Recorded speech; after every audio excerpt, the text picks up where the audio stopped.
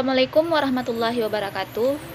Perkenalkan, nama saya Aldila Melani Putri, NIM 22016077 dari Prodi Pendidikan Bahasa dan Sastra Indonesia. Baiklah, saya akan mempresentasikan tentang tataran morfologi. Pengertian morfologi. Kata morfologi secara etimologi berasal dari kata morf dan logi.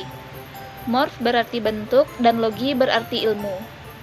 Morfologi adalah bagian dari ilmu bahasa yang mengkaji seluk-beluk bentuk kata dan fungsi perubahan-perubahan bentuk kata tersebut, baik secara gramatikal maupun semantik. Objek kajian morfologi. A. Morfem. 1. Pengertian morfem.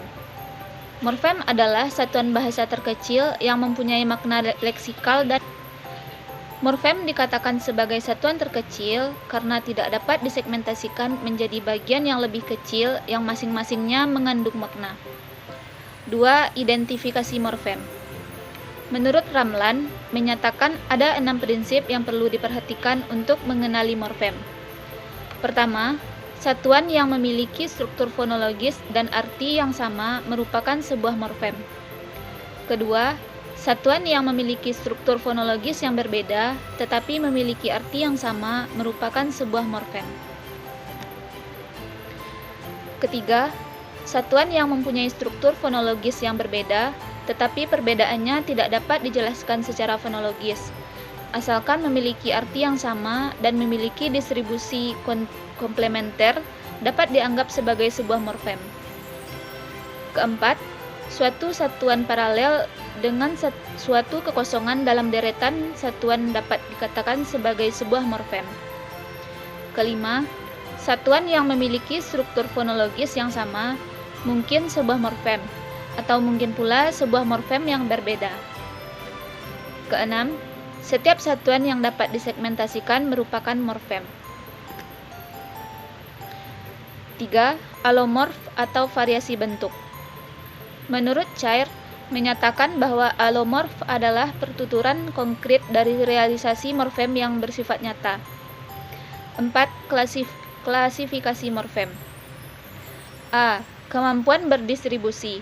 Morfem dikelompokkan atas morfem bebas, terikat, semi bebas, dan unik. B. Produktivitasnya. Dalam bahasa Indonesia, terdapat morfem afiks yang produktif dan tidak produktif dalam pembentukan kata. C. Relasi antar unsur. Dibedakan atas dua, yaitu utuh dan terbelah.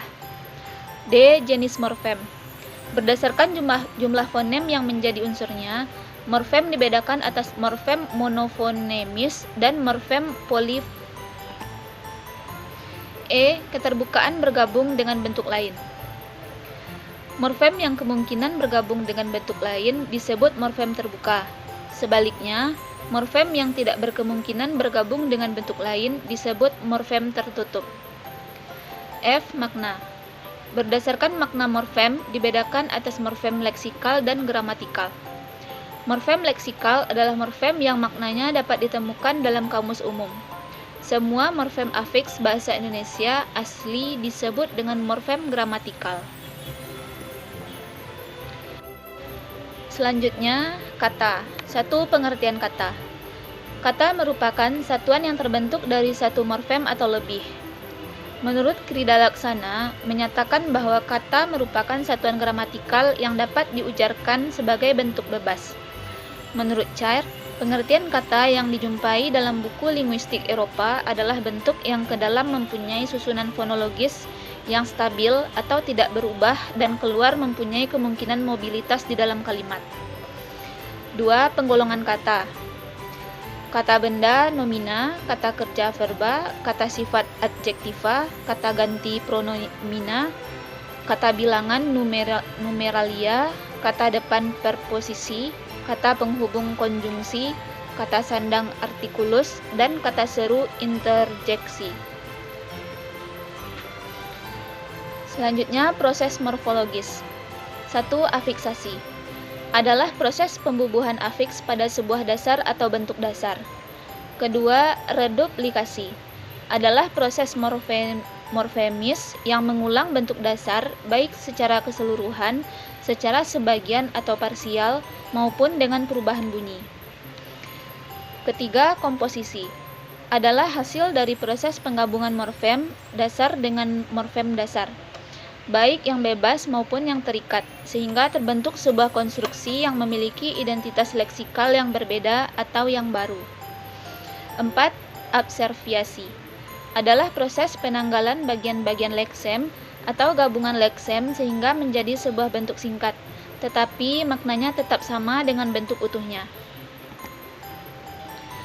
Sekian presentasi dari saya ucapkan terima kasih. Assalamualaikum warahmatullahi wabarakatuh.